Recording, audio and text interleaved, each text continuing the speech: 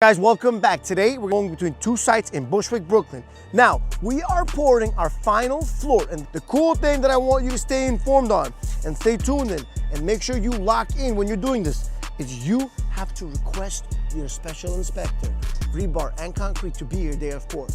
That is going to save you a tremendous amount of hassle later on if you have any issues. Now his job is to make sure and overlay the structural plans are good with the shop drawings. Structural plans are provided to the developer. Developer provides them to the contractor, and the contractor provides them to the subcontractor. Shop drawings are provided from the plans to the contractor, to the subcontractor. He gives them to a special engineer to make the rebar shops, and then they come and these guys, based on what they see, perform them. Now, the special inspector has to cross-reference the shop drawings and the structural plans and tell you what he sees to make sure that this is matching this, and then what I see on the pen and piece of paper is what is actually performed on the rebar. And your special inspector is the only guy that can tell you, hey buddy, this is done correctly, or hey buddy, this is done incorrectly. If it's done incorrectly, he needs to then issue an NCR, a non-compliance report, and that's gonna save you a lot of money later, all right?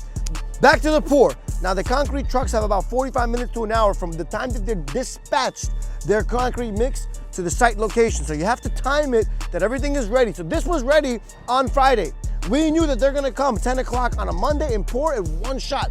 There's a pump that goes all the way through where the guy in the yellow sweater or the lime sweater is standing.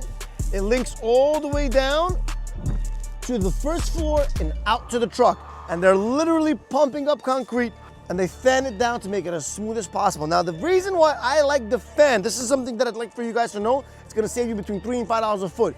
Listen, you should negotiate with your subcontractor to get them to fan it as much as possible. For the purposes of when you put down your floor, whether it's wood or tile, you don't have to spend money on self-leveling too much. We're picking up in our second location where we're doing, again, concrete work, but this stage will be known as underpinning. 11:30, we're a little bit behind schedule. We just pulled up to our second site. Bro, am I excited. All right, guys, we're here. So we had a couple of problems. First of all, our trailer has not been yet brought to the site. I'll tell you why. We need Department of Transportation permit in order to bring a trailer on site. We have to also show them a site safety plan and a plan of where we're gonna put this trailer out. We submitted to the DOT, we needed an approval. It's scheduled to be out. We hope to have it by next week.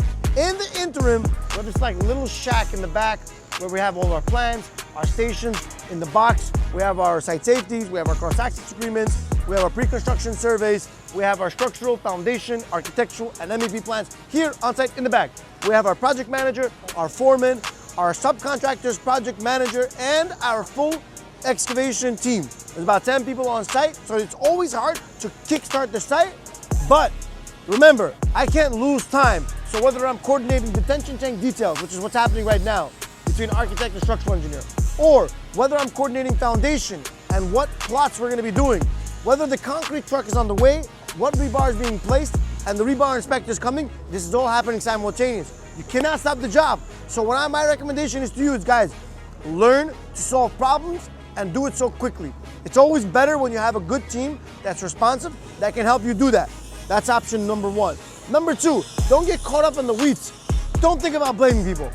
When you come to the site and there's a problem, right away, think about an immediate solution.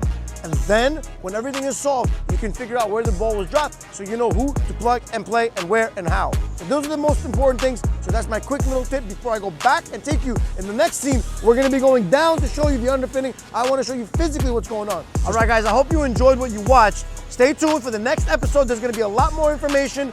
Watch what you do, like what you do, share, subscribe. Make sure that we're sharing this information. Stay tuned.